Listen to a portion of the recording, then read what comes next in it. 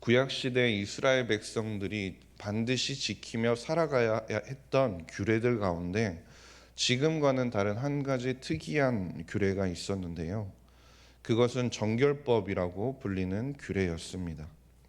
이것은 말 그대로 이스라엘 백성들이 그들이 살아가는 삶 가운데서 모든 것에 있어서 정결함을 유지하며 살아가야 한다라는 지침이었는데요. 그 적용 범위는 단순히 자신의 신체뿐만이 아니었습니다. 그들이 살아가면서 하게 되는 일상생활에 사용되는 모든 기구에까지 포함하는 매우 광범위한 규례였다라는 것이죠. 그런데 만약 우리가 지금 우리가 지금 현대를 살아가면서 이 정결법을 지켜야 한다면 어떠시겠습니까? 한번 생각을 해보시면 우리가 오늘 하루를 살아가면서 스치는 모든 것, 사용하는 모든 것, 그리고 먹는 모든 것들에 있어서 우리가 부정한 것과 부정하지 않은 것을 구별하면서 살아야 한다라면 말입니다. 그것을 생각만 해봐도 답답하다라는 느낌은 지울 수 없는 것 같습니다. 그런데 이스라엘 백성들도 그 당시 마찬가지였을 겁니다. 그들의 삶 가운데서 정결법을 지키며 살아가기 위해서는 모든 것에 있어서 그들은 조심해야 했다라는 것이죠. 그러나 하나님께서는 이스라엘 백성들의 이러한 삶에 있어서 불편함에도 불구하고 하나님은 의식적으로 모든 것에 있어서 너희가 정결함을 유지해야 한다라고 말씀하셨습니다. 레위기 11장부터 15장까지 말씀을 보게 되면 그 안에서도 다양한 정결법, 부정한 것은 무엇이고 부정하지 않은 것은 무엇인지, 그리고 너희가 그 가운데서 어떻게 정결하게 살아가야 하는지들을 말씀하여 주십니다. 그리고 하나님께서 얼마나 이 정결에 관해서 강조하셨는지 구약 성경을 살펴보면 부정하다라는 단어가 총 182회가 나오는데 그 중에 3분의 2에 달하는 부정하다라는 말이 레위기에 나오는 것을 볼 수 있습니다. 또한 정결하다라는 단어 자체도 마찬가지입니다. 구약을 살펴보면 이 정결하다라는 말도 총 92회가 나오는데 그 중에 절반이 레위기에서 쓰이는 것을 볼 수 있다라는 것이죠. 이처럼 하나님께서 이스라엘을 향해서 이토록 이 정결법에 관해서 강조를 하신 이유가 무엇이었을까요? 그것은 먼저 하나님께서 거룩하시기 때문이라는 겁니다. 레위기 11장 44절과 45절 말씀인데요. 우리 두 절 말씀을 함께 읽도록 하겠습니다. 시작. 나는 여호와 너희의 하나님이라.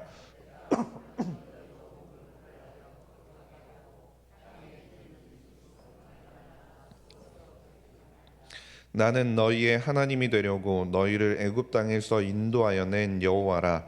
내가 거룩하니 너희도 거룩할지어다. 아멘. 이 두 절의 말씀 가운데서 반복되는 구절이 있습니다.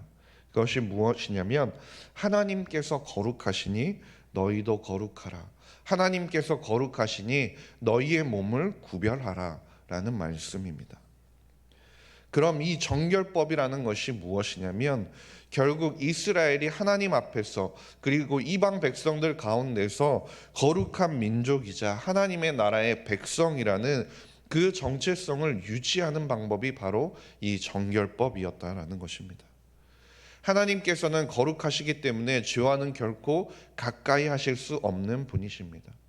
그렇기 때문에 이스라엘 백성들이 거룩하신 하나님과 함께 동행하고 그분을 예배하고 그들이 삶 가운데서 하나님과 함께 동행하기 위해서는 그들의 가장 가까운 그 삶에서부터 그들의 정결함을 유지하기 위해 그들은 노력해야 했다라는 것입니다. 그리고 오늘 본문 말씀은 그 여러 가지 부정한 상황 가운데서 주검으로 인해서 부정하게 되었을 때 그들이 어떻게 하면 정결하게 될 수 있는지를 하나님께서 그 방법과 그 사용하는 법을 알려주시는 것입니다. 그 주검으로 인해서 부정하게 되었을 때 하나님께서 그 부정함을 씻기 위해서 정결하게 하는 제물을 만드는 방법과 그 사용법에 관해서 말씀을 해 주시는데요. 그런데 왜 하필 지금 하나님께서 갑자기 뜬금없이 지금 그 제물을 만드는 법을 알려주시고 있으신 것일까요? 그것은 우리가 어제와 그제 들었던 말씀들을 한번 다시 생각해 보면 알 수 있는데요. 우리가 어제와 그제 이틀간 어떤 말씀, 어떤 사건에 대해서 지금 듣고 있습니까? 어떤 사건이죠? 네. 고라와 그 일당의 반역에 대해서 우리가 계속해서 들어왔습니다. 고라 자손의 반역, 그리고 고라 자손이 하나님과 모세를 향한 원망으로 인해서 하나님께서는 분노하셨던 것이죠. 그리고 하나님께서는 그에 대한 심판으로 이스라엘 진영 가운데 전염병을 보내셨습니다. 그리고 어제 말씀에 기억하십니까? 총 몇 명의 이스라엘 백성들이 그 가운데서 하나님의 진노로 인해 죽게 됩니까?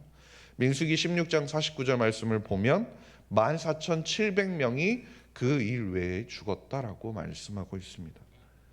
즉 고라와 그 일당들까지 합치면 총 대략 15,000명이 넘는 사람들이 그 하나님께 반역함으로 말미암아, 진노로 말미암아, 전염병으로 말미암아 지금 그 이스라엘 진영 가운데 죽었다라는 것이죠. 그럼 이스라엘 백성들 가운데 그 죽은 사람들이 어떻게 됩니까?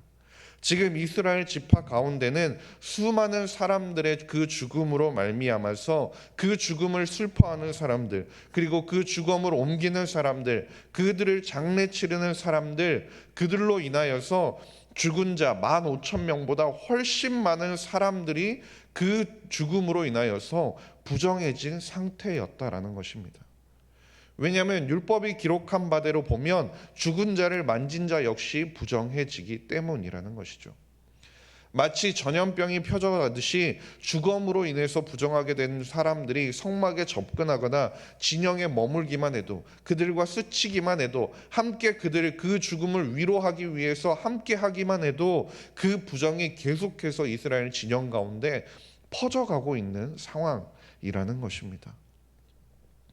따라서 지금 이스라엘 백성들의 진영은 매우 급박하게 그 죽음으로 인해서 부정해진 자들을 정결하게 할 필요성을 느꼈고, 그것에 대해서 하나님께서는 급하게 죽음으로 인해서 부정하게 될 경우 너희가 어떻게 하면 정결하게 될 수 있는지를 하나님께서 가르치시고 하라고 말씀하고 있으신 것입니다. 그래서 하나님께서는 이들을 정결하게 하기 위해 붉은 암송아지의 제를 만드는 법을 말씀하여 주시는 건데요. 그런데 이 붉은 암송아지의 제를 만드는 과정에 그 제물에 관해서 민수기 19장 2절에서 하나님께서 이렇게 말씀하시는데요. 여호와께서 명령하시는 법의 율례를 이제 이르노니 이스라엘 자손에게 일러서 온전하여 흠이 없고 아직 멍에매지 아니한 붉은 암송아지를 내게로 끌어오게 하고라고 말씀합니다. 그 정결하게 하는 제물을 만드는 데 사용되는 제물이 어떤 조건이냐면 온전하여 흠이 없고 아직 멍에매지 아니한 붉은 암송아지가 쓰여야 한다라고 말씀합니다. 그런데 여기서 말하고 있는 멍에매지 아니한 붉은 암송아지에서 이 멍에는요, 잘 아시다시피 나무나 쇠로 만들어지고 짐승의 목에 끼워서 사용하는 것이 바로 멍에입니다. 그런데 우리가 반지를 오래 낀 손, 그리고 혹은 안경을 오래 착용하신 분들은 잘 아시겠지만 안경을 오래 착용하게 되면 어디에 자국이 남게 됩니까? 이 콧잔등에 자국이 남게 됩니다. 반지도 마찬가지죠. 반지를 오래 착용하게 되면 이 손가락에 자국이 남는 것은 당연한 일이라는 겁니다. 마찬가지로 동물의 멍에를 지우게 되어서 그것을 지고 살아가게 되면 당연히 그 동물의 몸에는 조금이라도 상처가 남을 수밖에 없게 된다라는 것이죠. 그렇기 때문에 아직 멍에를 매지 않았다는 말은 무엇이냐면 하나님께 속죄제로 드려질 그 제물은 멍에를 맴으로 인한 조그만한 흠도 없어야 한다라는 것입니다. 그리고 이 멍에라는 것을 성경에서 살펴보면 에레미야 애가에서는 이 멍에를 죄라고 말씀하고 있습니다. 즉 무엇이냐면 이스라엘의 부정을 씻기 위해서는 멍에를 매지 아니한 것처럼 단 하나의 죄도 없는 아주 순결한 존재의 희생이 요구된다라는 것을 말씀하는 것이죠. 그리고 이처럼 순결한 존재의 희생으로 말미암은 이 붉은 암송아지는 백향목, 우슬초, 홍색실과 함께 불태워졌는데요.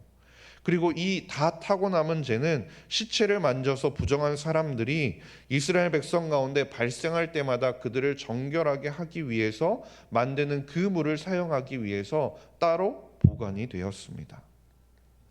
그런데 이것이 따로 보관이 된 것과는 별개로 우리가 그 만드는 과정을 한번 살펴보면 7절과 8절 그리고 10절 말씀을 자세히 보시면 하나님께서 부정하다라고 말씀하시는 사람들이 있습니다.